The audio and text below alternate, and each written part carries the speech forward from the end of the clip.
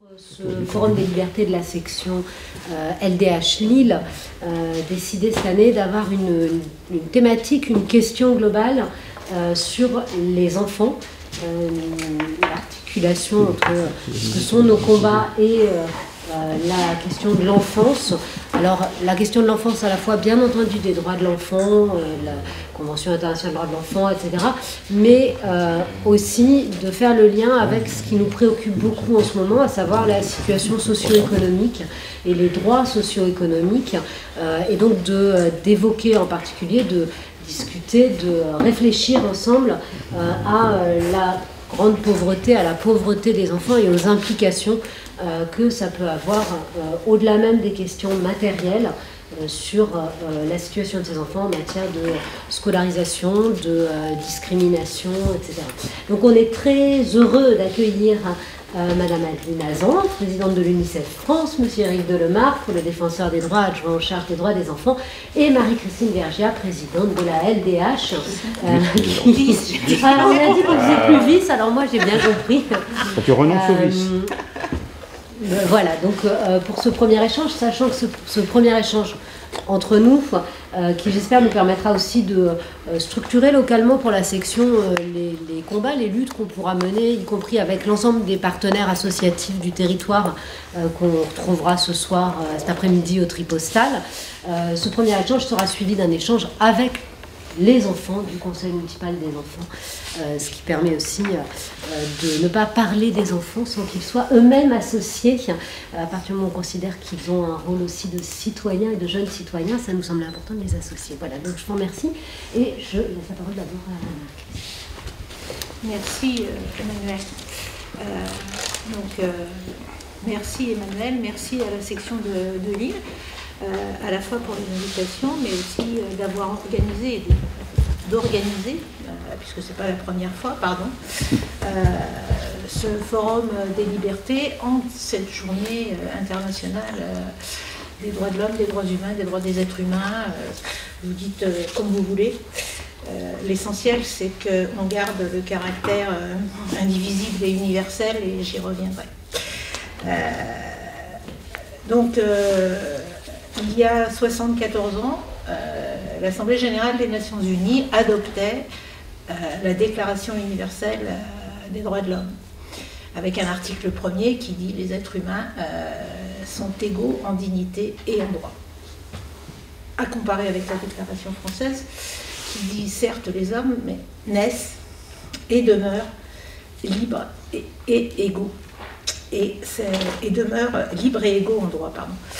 Et le naissent est important, notamment par rapport à la journée d'aujourd'hui, et là aussi j'aurai l'occasion d'y revenir.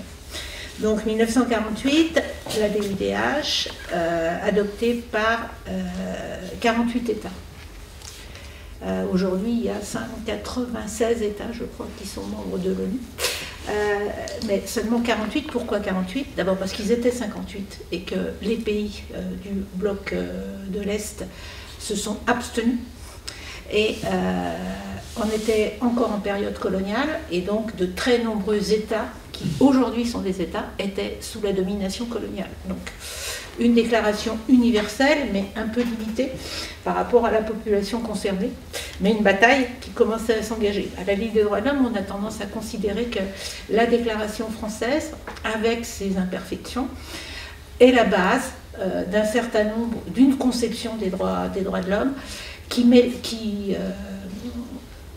j'allais dire mélange, c'est pas le terme qui convient, mais qui assure à la fois l'universalité et l'indivisibilité des droits. Universalité, ça veut dire quoi? Universalité, ça veut dire que tous les êtres humains, quel que soit l'endroit dans le monde où ils vivent, voient ces droits s'appliquer. Et j'insistais sur tout à l'heure la différence avec la Déclaration française dès leur naissance. Dès leur naissance, tous les êtres humains sont à égalité. Alors c'est une égalité théorique, et notre combat, c'est de faire en sorte que cette réalité devienne effective. Donc, universalité, mais aussi indivisibilité. Et je rebondis par rapport à ce qu'Emmanuel disait tout à l'heure, notamment parce qu'aujourd'hui, la thématique est la pauvreté. le grand apport de la Déclaration universelle des droits de l'homme, c'est le fait qu'il y a à la fois des droits civils et politiques, les droits classiques comme le droit de vote, mais aussi des droits économiques et sociaux. Et les droits, et culturels d'ailleurs, on dit maintenant. Mais ils sont inclus en partie dans la Déclaration universelle. Et indivisibilité, ça veut dire qu'ils sont inséparables. On ne peut pas avoir l'un sans l'autre. Et ça, c'est vraiment la conception, je dirais, francophone, je dirais, de cette question-là par rapport à la conception anglophone. Quand vous discutez avec des anglophones, ils ont toujours tendance à mettre les droits civils et politiques au-dessus des droits économiques et sociaux. Et pourquoi on dit indivisibilité? Parce qu'on ne peut pas avoir la plénitude de ces droits civils et politiques quand on n'a pas la plénitude de ces droits économiques et sociaux. Je vais le dire de façon simple, quand on vit dans la misère, dans une pauvreté extrême, c'est quand même assez difficile de se préoccuper d'aller voter. Et inversement d'ailleurs. Et donc cette conception-là, c'est la base de notre combat pour les droits fondamentaux, l'ensemble des droits qui sont contenus dans la déclaration. Alors, je disais, la déclaration de 1789 est importante à cause de son esse, ça vaut aussi pour les droits des enfants. Parce que les droits des enfants, effectivement, ça veut dire que les enfants, et c'est l'apport de la Convention européenne des droits de l'enfant, dès qu'ils naissent, ont des droits. Et on reconnaît, avec la Convention des droits de l'enfant, le fait que les enfants sont des sujets de droit et pas simplement des objets qui dépendent de ceux qui les dominent. Alors, quels sont ces droits? C'est d'abord l'intérêt supérieur de l'enfant. On entend très souvent parler de ça et j'aurai l'occasion d'y revenir par un exemple. Le fait qu'on doit juger, quelle que soit la situation de l'enfant, quand il est séparé de ses parents, mais aussi quand il est avec ses parents, quel est son intérêt supérieur. Et ça veut dire qu'il est un titulaire de droits à part entière et ses principaux droits, c'est le droit d'être entendu, le respect de son opinion, le droit de vivre, de survivre et de se développer, c'est notamment le droit à l'éducation, le droit à la santé, la non-discrimination, et ça c'est le classique de la non-discrimination, je dirais dans les classiques de la période actuelle, c'est notamment la non-discrimination, quelle que soit sa nationalité, sa religion, son pays de naissance. Je vais, comme j'ai dit que je ne serai pas longue, je redis que la Déclaration universelle, la Convention européenne, un peu comme la Déclaration universelle, a été... Non, pardon, excusez-moi, je fais les choses de mémoire et je m'embrouille moi-même. Très vite, dans la Déclaration universelle, après la Déclaration universelle, il y a une Déclaration des droits de l'enfant qui a été adoptée en 1959, mais elle aussi en nombre réduit parce qu'on est encore sous la période coloniale, et ce n'est qu'une déclaration et non pas une convention internationale. Une convention internationale, ça veut dire un traité international, et notamment dans le droit français, supérieur à la loi.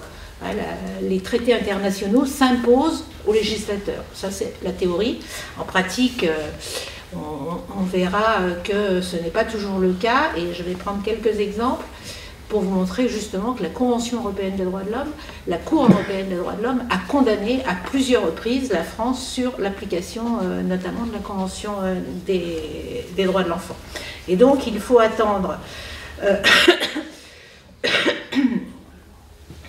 1989 pour voir adopter la Convention internationale des droits de l'enfant, qui a été adoptée à l'époque par 194 pays, ça fait déjà beaucoup plus qu'en 48, donc il y a deux pays à l'époque qui n'avaient pas voté, c'est les États-Unis et la Somalie. Depuis, la Somalie ratifié la Convention. Restent les États-Unis, qui est le seul pays au monde à ne pas avoir ratifié la Convention internationale des droits de l'enfant. Alors ils l'ont signé, mais ils ne l'ont pas adopté. Il y a eu une tentative par M. Clinton de faire adopter par le Parlement américain, mais elle a été adoptée à la Chambre des représentants et pas adoptée au Sénat. Pourquoi? Parce qu'il y a deux dispositions dont les États des États-Unis ne veulent pas, dont certains États des États-Unis ne veulent pas. C'est l'interdiction de la peine de mort pour les enfants. Alors elle n'est pas appliquée en réalité en ce moment. Il y a plus de mineurs qui sont exécutés aux États-Unis, mais la clause est dedans. Et l'autre disposition, c'est la perpétuité pour les enfants. Alors nous, on est contre la perpétuité en général, mais les États-Unis, même pour les enfants, ça ne passe pas. Donc, ces droits sont là, maintenant, reste à les appliquer. Je vais prendre 4 exemples et je terminerai par là, sans lesquels la France ne respecte pas la Convention internationale des droits de l'enfant. Premier exemple, on en parlait tout à l'heure avant de rentrer dans cette salle, la situation des enfants français en Syrie. La situation des enfants français en Syrie, donc qui sont des enfants de djihadistes, de guillemets, parce que leur mère n'était pas forcément djihadiste, qui sont enfermés dans les camps au nord de la Syrie, des camps qui sont, heureusement, je dirais, tenus par les Kurdes, dans lesquels il y a 50 000 personnes, dont de nombreux djihadistes, des Syriens et des Irakiens essentiellement, et 150 enfants français avec leur mère. Nous nous battons pour que ces enfants soient rapatriés. Ces enfants sont des enfants français et c'est le droit français qui devrait leur être applicable, enfin, plus pas aux mères plus qu'aux enfants. Il y a des enfants qui sont encore très petits, et les laisser dans ces situations, alors notamment maintenant avec l'hiver, est quelque chose de totalement inadmissible. Et la Cour européenne des droits de l'homme a condamné la France en septembre dernier pour ce non-rapatriement des enfants français. Alors une partie a été rapatriée, heureusement, mais le gouvernement français le fait petit à petit, alors que la plupart des États européens maintenant ont rapatrié les enfants de leur nationalité. Deuxième exemple, la situation des mineurs isolés, ce qu'on appelle les MNA, les mineurs non accompagnés, c'est-à-dire les enfants étrangers qui arrivent en France tout seuls. Et alors, c'est très difficile de faire des estimations sur le nombre de ces enfants, mais ce que l'on sait, c'est qu'ils sont à peu près 10 000 qui sont pris en charge par les départements chaque année, mais on sait aussi qu'il y en a à peu près autant qui sont déminorisés, c'est-à-dire qu'on conteste leur minorité par tous les moyens possibles et inimaginables. Et ces enfants sont dans une situation dramatique parce qu'ils ont souvent des passeports, des papiers qui disent qu'ils sont mineurs, donc ils n'ont pas droit à l'hébergement d'urgence, l'hébergement classique, et ils ne sont pas pris en charge par les départements parce qu'on les a déminorisés. Donc les 3/4 du temps, ces enfants sont à la rue et en proie, menacés par n'importe quel trafic, que ce soit des trafics de drogue, que ce soit des trafics d'êtres humains et de la prostitution. Donc là aussi, on mène une bataille en la matière. Troisième exemple, les enfants à la rue et avec ou sans leur famille. On pense qu'il y a aujourd'hui à peu près 2000 enfants qui seraient à la rue. Alors moi, je commence à avoir une longue expérience en la matière. Je me rappelle quand j'étais jeune, c'était inimaginable. Les enfants à la rue, c'est vraiment... déjà, des gens à la rue en général, c'était assez invraisemblable. Mais alors des enfants, aujourd'hui, ils sont 2000 avec leurs parents. Et là aussi, la France a été condamnée par la Cour européenne des droits de l'homme pour ne pas avoir fait le nécessaire par rapport à ces enfants. Et puis, dernier exemple, l'enfermement des enfants. C'est un combat qui est cher à ma voisine, puisqu'elle a initié une lettre qui a été signée par Fleur Tercero, la présidente de l'association de défense des enfants étrangers, je ne sais plus dans quel ordre c'est, et j'ai perdu le troisième signataire, mais bon, c'est pas grave, qui a été signé par de très nombreuses organisations contre l'enfermement des enfants. Je veux le dire de façon simple, la place d'un enfant n'est jamais d'être enfermé. Et la France a l'outrecuidance, je dirais, de dire que c'est dans l'intérêt supérieur des enfants pour ne pas être séparés des parents et notamment de la mère.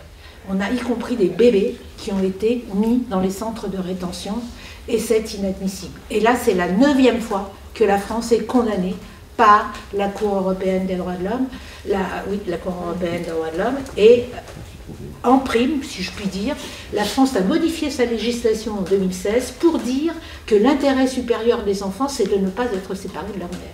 Et bien cette loi ne respecte pas la Convention internationale des droits de l'enfant, elle ne respecte pas la Convention européenne des droits de l'homme. Donc nous avons beaucoup de travail à faire devant nous, donc il est effectivement très important d'attirer la situation sur la situation des droits de l'enfant.